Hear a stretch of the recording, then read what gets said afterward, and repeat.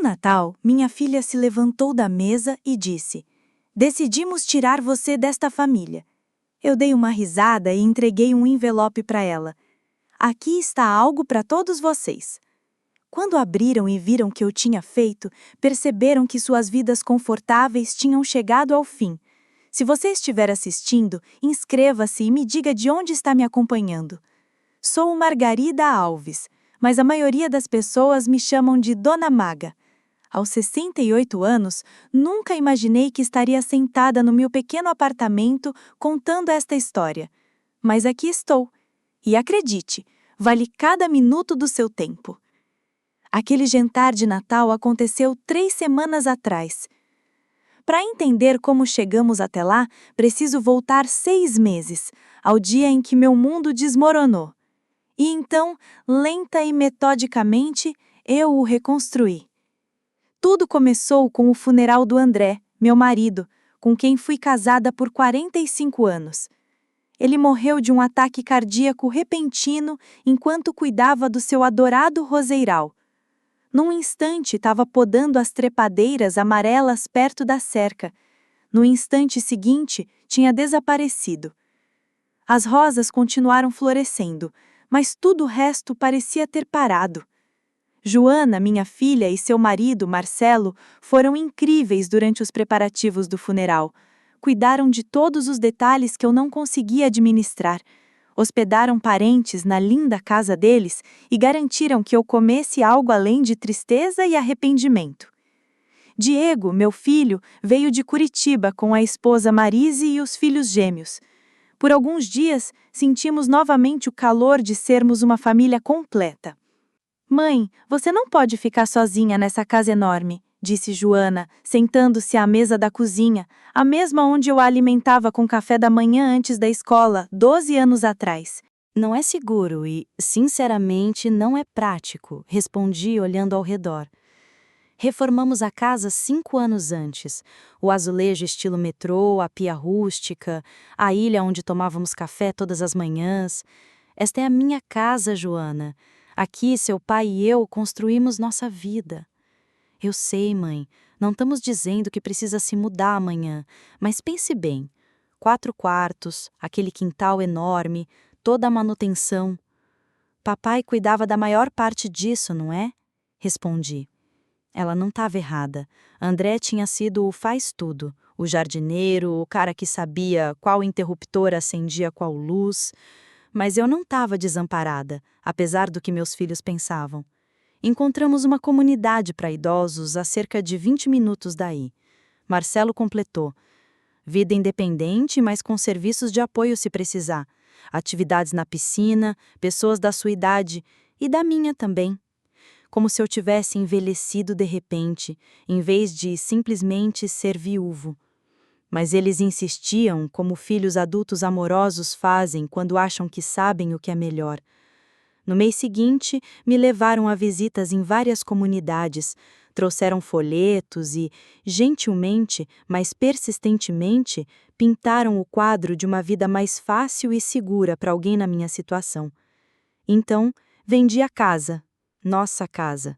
O lugar onde Joana deu seus primeiros passos e Diego quebrou o braço caindo da bicicleta. Onde André e eu dançamos lentamente na sala de estar no nosso 25º aniversário e discutimos cores de tinta durante a reforma do banheiro.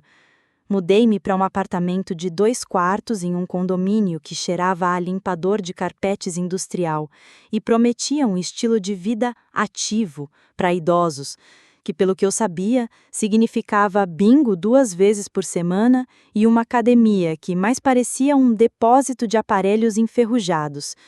O apartamento não era horrível, apenas sem alma. Tudo bege, do carpete às paredes. Eu havia vivido 45 anos em uma casa cheia de cor e vida, cercada pelas colchas que eu fazia, pelos móveis que André reformava, pelas fotografias de férias e celebrações familiares. Agora tinha apenas alguns metros quadrados de bege e o aluguel que vinha junto. "Você vai adorar quando se instalar", garantiu Joana, ajudando a organizar meus móveis, que agora pareciam não caber em lugar nenhum. Meu conjunto de sala de jantar, que já tinha recebido incontáveis jantares em família, parecia ridículo na pequena sala do apartamento. Vamos guardar as louças no meu porão, sugeriu Marcelo. Você pode visitá-las quando quiser. Tipo, uma visita à prisão das louças. O primeiro mês foi difícil. Acordava tentando alcançar André, esquecendo que ele não estava lá, e depois lembrava, sentindo a perda novamente. Meu marido e minha casa desapareceram em questão de semanas. Mas eu não era do tipo que se afunda. Nunca fui. André costumava brincar que eu encontrava o lado bom de um tornado. Então, decidi tirar o melhor proveito da nova situação. Entrei para o clube do livro, experimentei hidroginástica e até fui a encontros sociais onde viúvas e viúvos conversavam desajeitadamente enquanto comiam um bolo de supermercado. Foi então que Joana começou a ter dificuldades financeiras. Tudo começou de forma inocente, uma ligação numa terça-feira à noite. A voz de Joana estava tensa. Mãe, detesto pedir, mas estamos com problemas de fluxo de caixa. O cheque da comissão do Marcelo atrasou e a prestação da hipoteca vence amanhã. Você poderia... Claro que sim. Para que estava guardando dinheiro mesmo? Tinha o seguro de vida, o dinheiro da venda da casa e a aposentadoria de André. Mais dinheiro do que jamais tive na vida, guardado em contas que rendem quase nada. Quanto você precisa, querida? Só o suficiente para pagar a hipoteca, R$ 3.200. Eu te pago assim que o cheque do Marcelo chegar. Transferi o dinheiro naquela noite. O banco eletrônico foi um dos avanços tecnológicos que eu abracei com entusiasmo. Tão rápido, tão conveniente. Mas o pagamento nunca aconteceu. Sempre havia alguma desculpa. A comissão mudou, o emprego de Joana perdeu um cliente, o carro precisava de um conserto caro, a Emília precisava pagar atividades da escola. Eu não me importava. Família ajuda a família. Mas em novembro eu já havia dado a eles mais de R$ 35.000. Parcelas da hipoteca, valores mínimos de cartão de crédito, curso preparatório da Emília, contas do ortodontista do Renato, férias familiares em Salvador que eles já haviam planejado. Descobri a verdade por acaso. Emília, minha neta de 16 anos, deixou o Instagram aberto no meu iPad depois de me mostrar fotos do baile de formatura. Eu não estava bisbilhotando, só estava tentando fechar o aplicativo quando vi a última postagem de Marcelo. Era uma foto dele e de Joana num restaurante chique, taças de champanhe erguidas, sorrisos largos.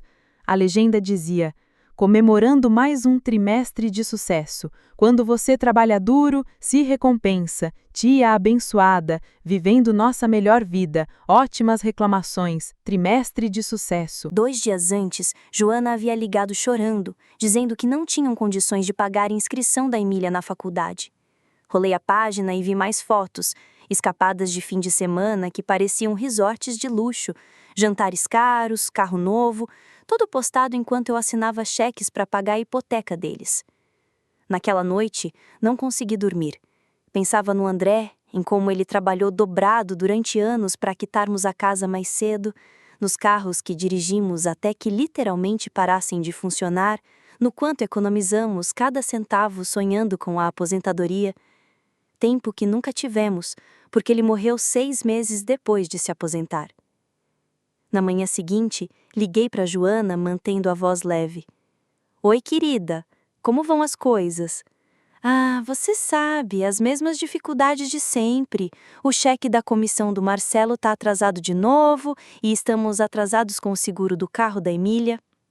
Interessante. De acordo com o Instagram, Marcelo tinha acabado de fechar o maior negócio do trimestre. Que horror, querida, deve estar estressada. Estou, mãe. Detesto pedir ajuda, mas não sei mais o que fazer. A mentira veio tão fácil para ela. Tinha prática. Quanto você precisa desta vez? 8.000. Eu sei que é muito, mas claro que vou transferir hoje à tarde. Mas eu não transferi nada. Em vez disso, marquei uma consulta com Jorge Pacheco, advogado especialista em espólio que cuidou do testamento do André. Um homem inteligente, com reputação de proteger idosos de situações exatamente como a minha. O escritório dele tinha todas as pompas, cadeiras de couro, diplomas, livros de direito. Jorge era mais jovem do que eu esperava, uns 45 anos, com olhos gentis por trás de óculos de aro fino. Senhora Alves, obrigada por vir. Como posso ajudar? Contei tudo. Mudança para o apartamento, pedidos de dinheiro, descobertas no Instagram. Ao final da história, sua expressão mudou de interesse profissional para indignação contida. Senhora Alves, legalmente o que está acontecendo com a senhora se chama abuso financeiro contra idosos.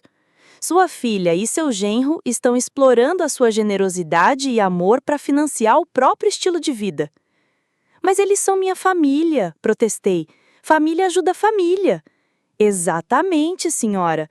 Ajuda em momentos de necessidade genuína, não para pagar férias luxuosas enquanto mentem sobre dificuldades financeiras.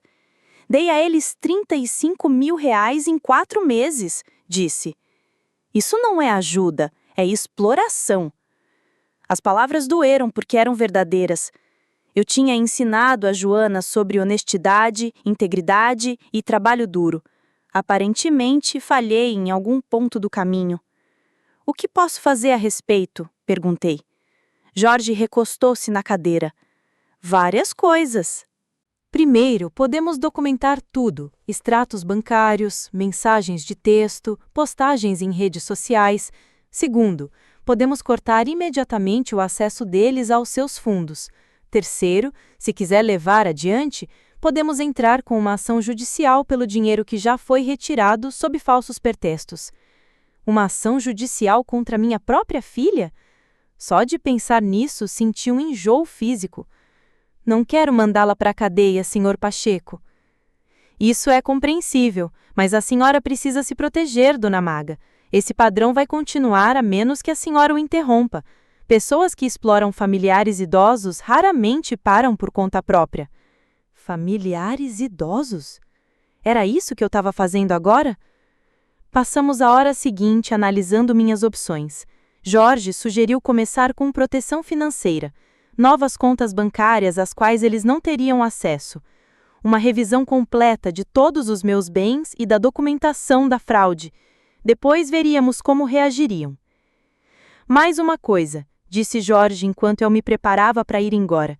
A senhora tem outros familiares que possam estar envolvidos? Seu filho, talvez? Não tinha considerado isso. Diego morara em Curitiba. Ligava toda semana, enviava cartões e presentes atenciosos. Ele nunca me pediu dinheiro, nunca mencionou problemas financeiros. Acho que não. Diego parecia estar se saindo bem sozinho. Ótimo! A senhora precisará de aliados na família que não sejam comprometidos por interesses financeiros. Esse tipo de situação costuma dividir famílias por dinheiro. Naquele fim de semana, fiz algo que não fazia desde a morte de André. Preparei um jantar de verdade para mim. Carne assada com legumes, do jeito que ele adorava. Arrumei a mesa com os meus pratos bons, aqueles que Joana dizia que eu não podia ficar porque o apartamento era pequeno demais para receber visitas. Pois bem, eu podia ficar com eles. Pequena como era, esta era minha casa agora, e eu podia usar minha própria louça quando quisesse. Enquanto o assado assava, analisei 4 meses de extratos bancários, destacando cada transferência para Joana e Marcelo. O total era maior do que eu imaginava, R$ 37.800. Dinheiro suficiente para comprar um carro decente, ou para umas férias de verdade. Nada do cruzeiro econômico que Joana sugerira em vez de ajudá-los com a hipoteca. Meu telefone tocou durante o jantar. Claro, era Joana. Mãe, desculpe incomodar, mas você esqueceu de enviar o dinheiro para o seguro da Emília? Não, querida, não esqueci. Uma pausa. Ah, bem, você poderia enviar hoje à noite? O pagamento vence amanhã cedo. Joana, eu estive pensando. Talvez você e Marcelo devessem procurar aconselhamento financeiro. Existem programas que ajudam famílias a administrar melhor o orçamento. Uma pausa. Mais longa desta vez. Mãe, não precisamos de terapia. Precisamos de ajuda temporária até que a comissão do Marcelo se estabilize. Já se passaram 4 meses. Querida, isso não parece muito temporário. Tá dizendo que não vai nos ajudar? A voz dela tinha um tom áspero que eu não reconheci. Estou dizendo que acho que vocês precisam encontrar uma solução mais sustentável do que pedir dinheiro à mãe viúva toda semana. O silêncio se estendeu entre nós como uma falha geológica. Tudo bem, disse Joana finalmente. Vou pensar em outra solução. Mas não me culpe quando Emília não puder dirigir para o trabalho porque não temos dinheiro para o seguro. Ela desligou na minha cara. Fiquei sentado, segurando o telefone, me perguntando quando minha filha havia se tornado alguém que eu não reconhecia. As semanas seguintes foram tensas. Joana ligava menos, e quando ligava, sua voz era fria e distante.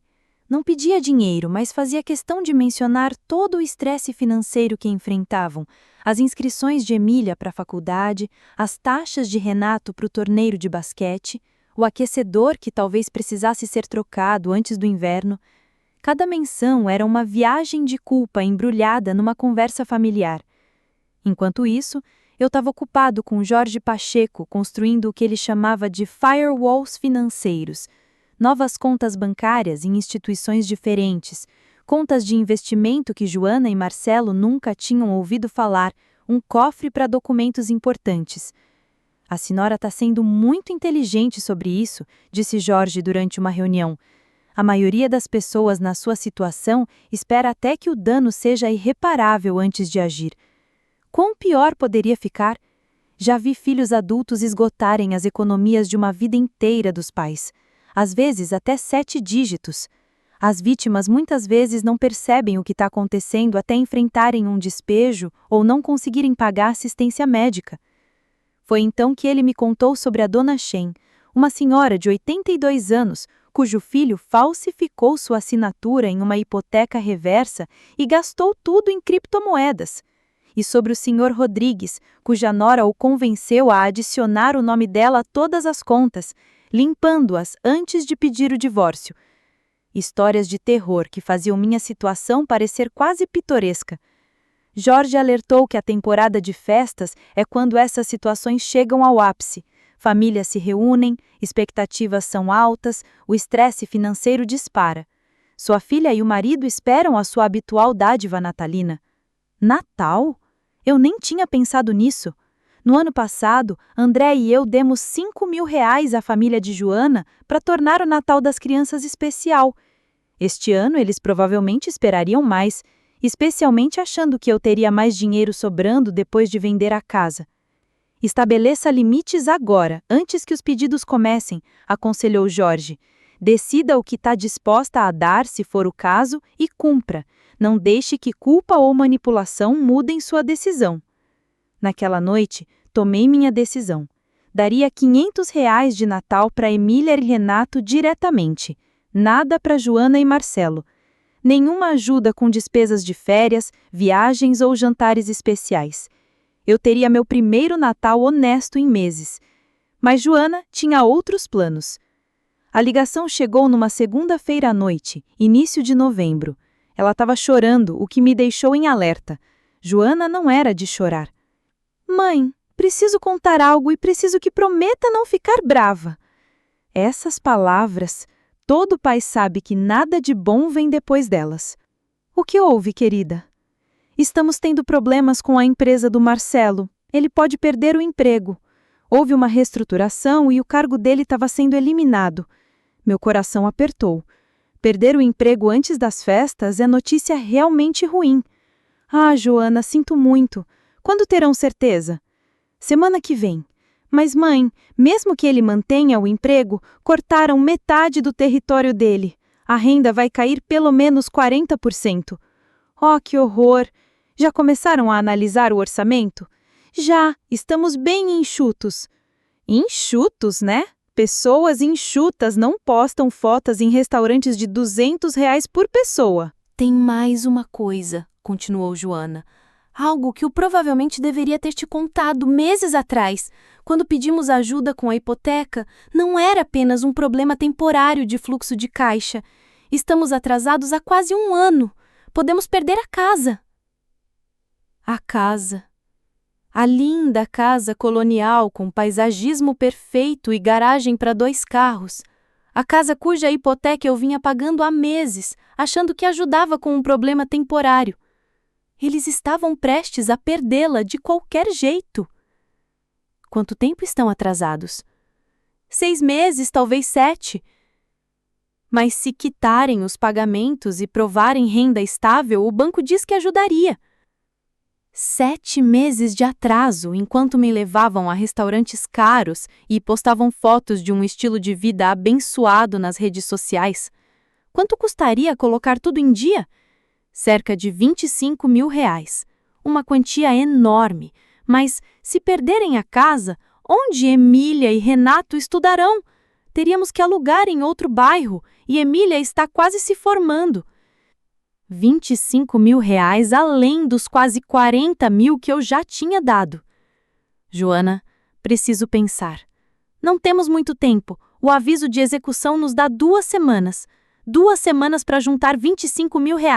2 semanas para decidir se jogamos dinheiro bom atrás do ruim ou deixamos meus filhos aprenderem o significado de consequências. Te ligo amanhã, disse a ela. Naquela noite, fiz algo que não fazia desde o funeral de André. Chorei até não aguentar mais. Então liguei para o número de emergência de Jorge Pacheco. Ele atendeu no segundo toque. Dona Maga, a senhora está bem? Não, acho que não. Eles estão prestes a perder a casa e querem que eu pague a fiança novamente. Quanto desta vez?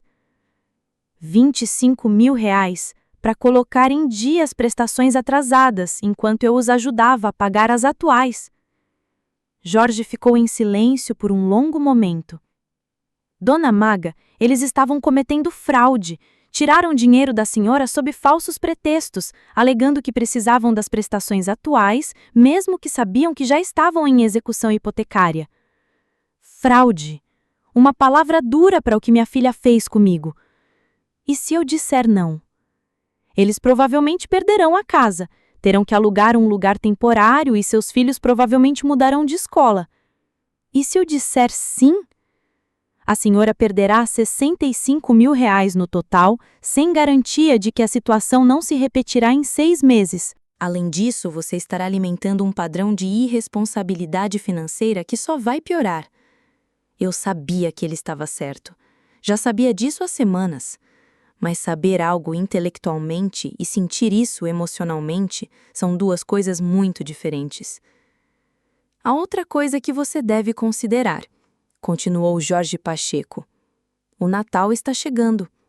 Com base no que você me contou sobre o comportamento da sua filha, suspeito que essa conversa sobre a casa esteja preparando um confronto muito maior. Eles vão querer uma resposta e provavelmente estão contando com o feriado em família para pressioná-la a dizer sim. O Natal, que André e eu organizamos por 20 anos antes de nos mudarmos para o apartamento de Joana, virou tradição. O feriado que deveria ser sobre gratidão e família. O que o senhor faria, Sr. Pacheco? Perguntei. Se fosse minha filha, eu me protegeria e a deixaria enfrentar as consequências naturais de suas escolhas. Mas entendo que é mais fácil falar do que fazer quando se trata da família. Depois de desligar, sentei-me no meu apartamento bege e olhei para a foto na minha mesa de cabeceira. André e eu no nosso 40º aniversário, ambos rindo de algo há muito esquecido. Ele ficou tão orgulhoso quando quitamos a casa adiantada, tão cuidadoso com o dinheiro, tão determinado a construir algo sólido para nossa velhice. Se ele estivesse aqui agora, o que me diria para fazer? Acho que já sabia a resposta, mas também sabia que ainda não estava pronta para agir. Eu tinha mais uma semana para decidir se salvava a família da minha filha ou se salvava a mim mesma. No fim das contas, a decisão seria minha. O Natal chegou cinzento e frio, o que me pareceu apropriado para o que eu sabia que seria nosso último feriado em família juntos. Tomei minha decisão na terça-feira à noite, depois de descobrir um último insulto que me deixou louca. Emília me ligou diretamente, ignorando completamente os pais. Vovó, posso te perguntar uma coisa em particular? Claro, querida. A mamãe e o papai estão com problemas financeiros? Eles ficam cochichando e parecem muito estressados. Da boca de uma gata? Pensei. Por que você pergunta? Bem, a mamãe me disse que você não podia me ajudar com as inscrições para a faculdade porque agora tem uma renda fixa. Mas aí eu vi os tacos de golfe novos do meu pai e custavam uns R$ 3.000. Pesquisei online. Tacos de golfe de R$ 3.000 comprados enquanto eles diziam à filha que a avó não tinha condições de pagar os R$ 400 da taxa de inscrição na faculdade? Foi aí que eu percebi que tinha parado de ser o caixa eletrônico da família. Cheguei no apartamento de Joana carregando uma caçarola verde cheia do meu famoso purê de batata doce e um envelope pardo que mudaria tudo. O envelope continha cópias de todas as transferências bancárias, postagens do Instagram e mentiras documentadas em ordem cronológica, além de algo mais que garantiria que eles nunca mais fizessem isso com ninguém. Mãe! Joana me recebeu com um abraço exageradamente entusiasmado. Você está maravilhosa! Essa cor fica perfeita em você!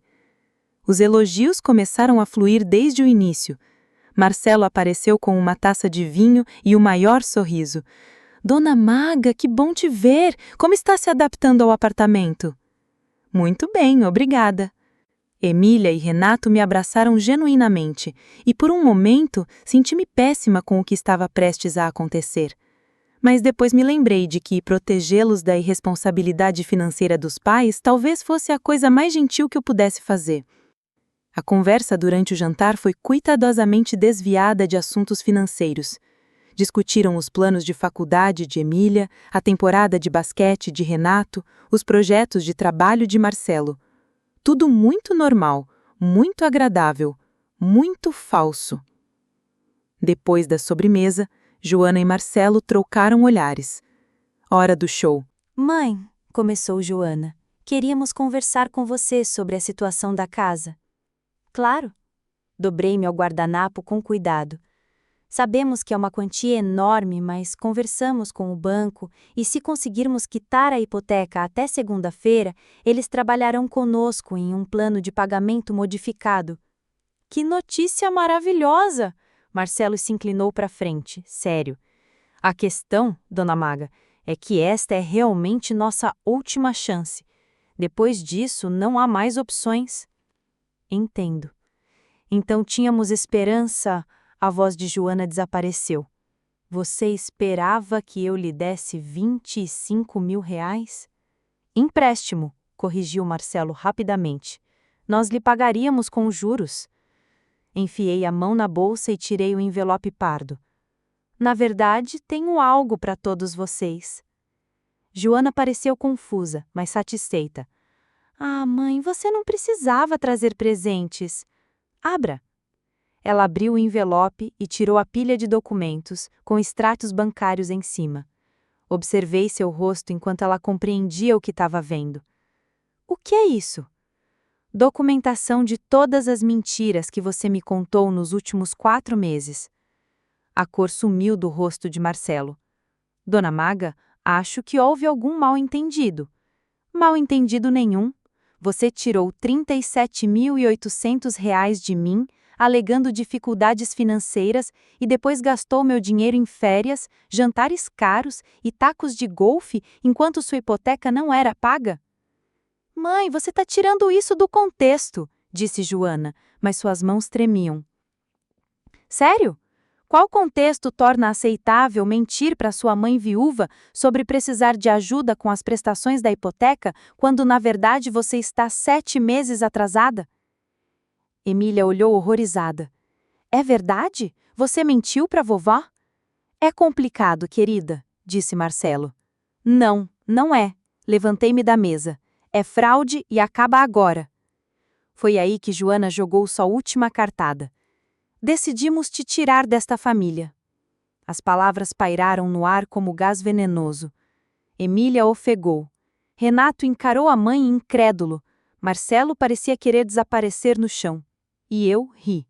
Não um riso amargo, mas de genuína diversão. Depois de meses de manipulação, culpa e mentiras descaradas, Joana pensou que poderia me ameaçar de abandono para pegar meu dinheiro?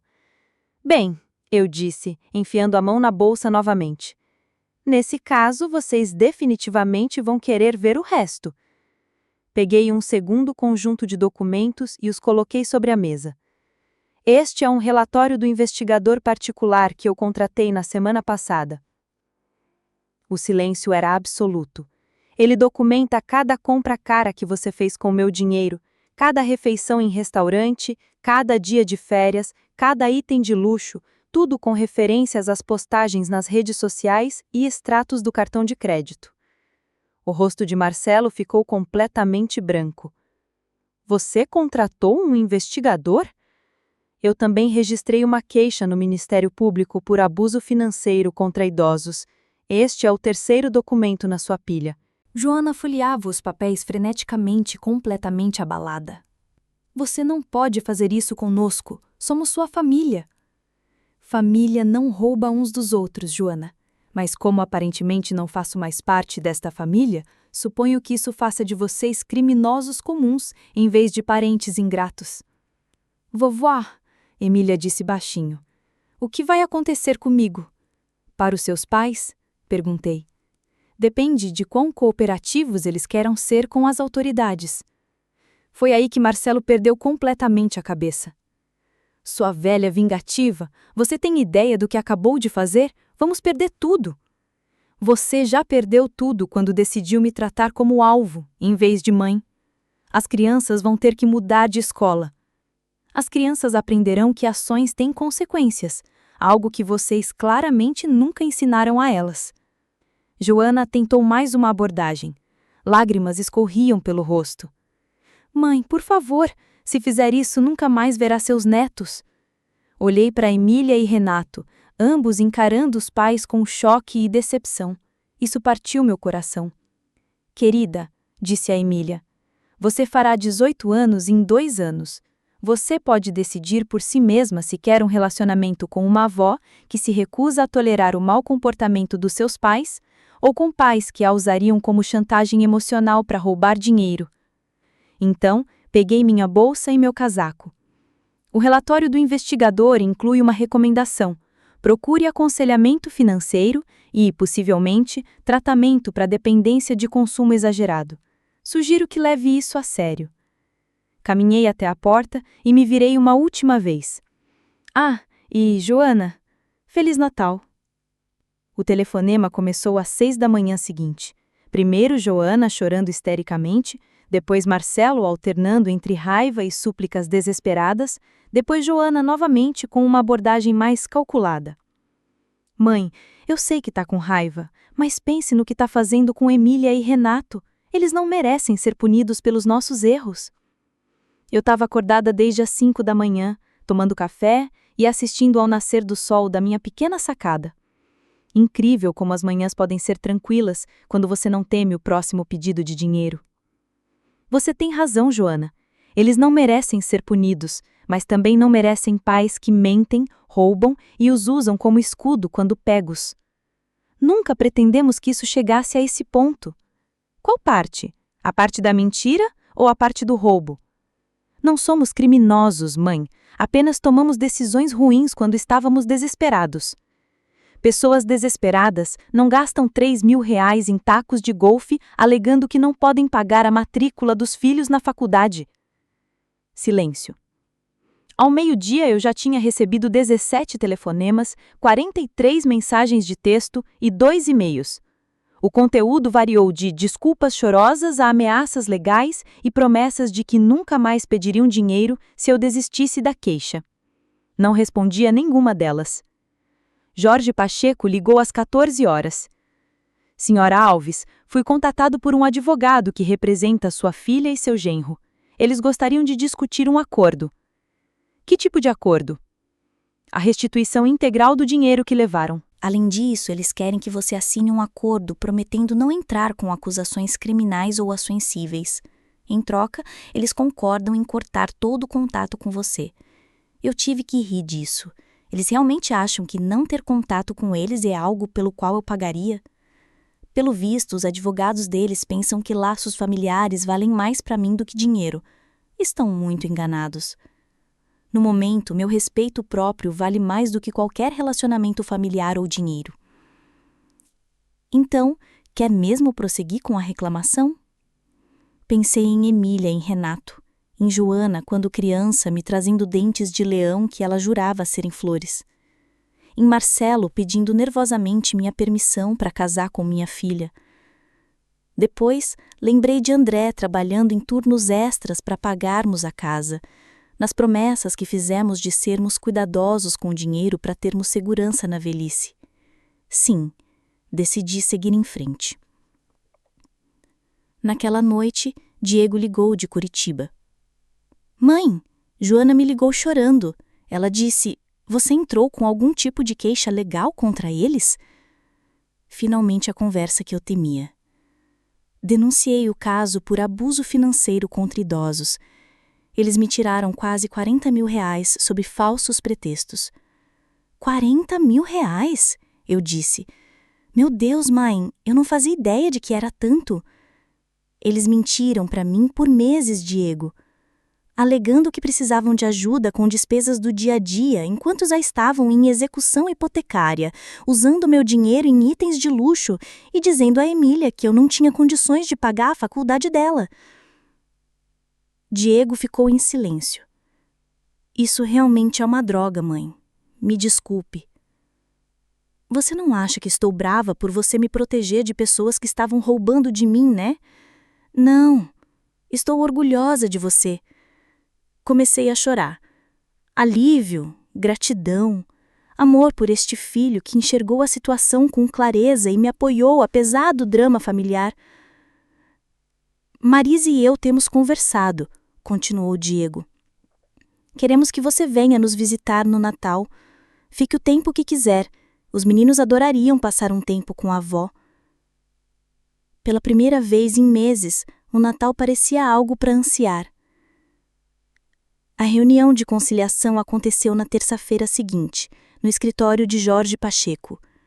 Joana e Marcelo chegaram com seu advogado, um homem bem vestido, especialista em controle de danos para crimes de colarinho branco. Ambos pareciam desgastados. Marcelo havia perdido peso e desenvolvido linhas de preocupação ao redor dos olhos. Joana, que sempre se arrumava impecavelmente, parecia alguém que dormia mal e chorava constantemente. Ótimo. O advogado deles, Roberto Prado, começou agressivo. Senhora Alves, meus clientes reconhecem que pode ter havido alguns mal-entendidos quanto à assistência financeira que a senhora forneceu, mas apresentar queixa contra a própria família é extremo e vingativo. Jorge nem levantou os olhos das anotações. Seus clientes cometeram abuso financeiro contra idosos. Não há mal-entendido sobre depositar cheques com alegações falsas. O dinheiro foi obtido por fraude. Minha cliente tem documentação detalhando cada transferência obtida com mentiras e táticas de manipulação. Senhora Alves, a senhora certamente não quer ver sua filha na cadeia. Pense nos netos. A essa altura eu já estava farta. Senhor Roberto, durante 4 meses me disseram para pensar nos netos sempre que questionava os pedidos financeiros da minha filha. Disseram-me para pensar nos netos enquanto ela mentia sobre precisar de dinheiro para pagar a hipoteca que nem estava pagando. Disseram-me para pensar nos netos enquanto o genro gastava meu dinheiro em tacos de golfe e dizia à filha dele que eu era pobre demais para ajudar com a faculdade. Inclinei-me para frente. Pensei nos meus netos e decidi que eles merecem pais melhores do que os que têm. Joana soluçou alto. Marcelo olhou fixamente para a mesa. Roberto parecia repensar sua estratégia. Continuei. Estou disposta a discutir alternativas. Jorge parecia surpreso. Não havíamos discutido alternativas. Quero a restituição integral dos R$ 37.800, um pedido de desculpas por escrito reconhecendo o que fizeram e 6 meses de aconselhamento financeiro. Em troca, Roberto pediu que eu concordasse em não prosseguir com acusações criminais. A queixa civil permaneceria ativa até a conclusão da restituição, mas sem risco de prisão. Joana olhou esperançosa. Podemos reconstruir nosso relacionamento? Não, Joana. O navio zarpou quando você decidiu me excluir da família ontem. Agora, trata-se apenas de uma transação comercial. Marcelo finalmente falou. Nós não temos R$ 37.000. Então, vocês farão os pagamentos. Jorge elaborará um cronograma. E se não conseguirmos pagar? Perguntou Roberto. Então, a queixa criminal será reativada e vocês lidarão com os tribunais civil e criminal. Roberto sussurrou algo para seus clientes e se dirigiu a nós novamente. Precisamos de tempo para considerar a oferta. Vocês têm até sexta-feira, disse eu. Depois disso, prosseguiremos com as acusações criminais. Enquanto saíam, Joana parou na porta. Mãe, me desculpe. Sei que talvez você não acredite, mas eu realmente sinto muito. Acredito que você se arrependa de ter sido pega, Joana. Não acredito que se arrependa do que fez. Ela foi embora em silêncio. Naquela noite, Jorge me ligou. Senhora Alves, a senhora realmente mandaria sua filha para a cadeia se ela não aceitar o acordo? Pensei um bom tempo. Jorge, se fosse uma estranha que roubou 40 mil reais de mim, você me faria essa pergunta? Não. Então tem sua resposta. 6 meses depois, escrevo esta história do meu novo apartamento em Curitiba, a 3 quarteirões da casa de Diego e Marise. Da minha janela vejo a Serra do Mai, em vez de um estacionamento. Minha cozinha é grande o suficiente para o conjunto de jantar que antes estava guardado no porão da Joana. O acordo foi assinado. Joana e Marcelo pagam R$ 800 por mês, o que levará pouco mais de 4 anos para quitar. Eles perderam a casa de qualquer jeito, e os R$ 25 mil que me recusei a dar não teriam sido suficientes para salvá-la. Emília está terminando o penúltimo ano em uma nova escola e trabalha meio período para economizar para a faculdade. Renato se adaptou bem à vida em apartamento e ao estilo de vida mais modesto. Todos os pagamentos foram feitos em dia até agora. A família de Diego me recebeu com um carinho que eu nem imaginava. Tenho meu próprio espaço, mas vejo meus netos várias vezes por semana. Ensino Marcos, de 10 anos, a fazer os famosos biscoitos de chocolate do André. Luke, de 8, decidiu que eu dou os melhores abraços do Paraná. Entrei para um clube do livro, comecei a ser voluntária no centro de alfabetização local e até tentei esquiar pela primeira vez aos 69 anos. Sou péssima nisso, mas o chocolate quente depois compensa. No mês passado, recebi uma carta inesperada. Emília contou que foi aceita em 3 faculdades com bolsas parciais. Agradeceu por eu não tolerar o mau comportamento dos pais e disse que está aprendendo a valorizar o esforço, não a receber tudo de graça. Joana e Marcelo participam do grupo de jogadores anônimos e recebem aconselhamento financeiro. Os atrasos de Marcelo eram por apostas esportivas, os jantares e compras caras eram tentativas de manter aparências enquanto tudo desmoronava. Fiquei triste com a carta, mas não me senti culpada. Às vezes, o gesto mais amoroso é recusar a ajuda que destruiria alguém. André costumava dizer que a parte mais difícil de ser pai não era segurar os filhos quando caíam, mas saber quando deixá-los cair para aprender. Levei 68 anos para entender. Joana não tentou me contatar diretamente desde o acordo, mas envia atualizações por Diego. Eles vivem dentro das possibilidades e reconstruindo lentamente o crédito. Emília voltou a falar com eles. Alguns laços podem ser consertados, outros só podem ser substituídos por algo novo. Quanto a mim, vivo a vida que André e eu sonhamos: viajar quando quero, mimar meus netos com responsabilidade e gastar meu tempo e dinheiro como bem entendo. Sinto falta do André, mas não sinto mais culpa por ser feliz sem ele.